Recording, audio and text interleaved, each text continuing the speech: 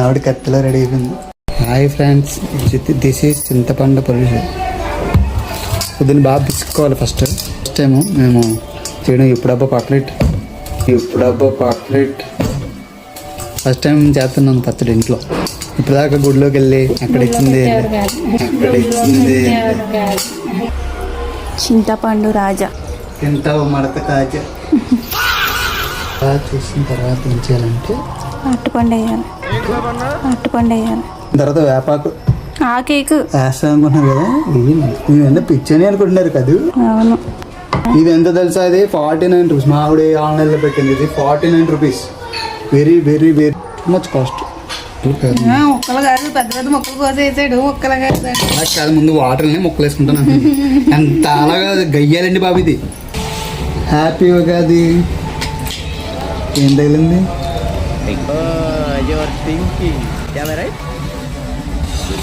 Happy Ugadi.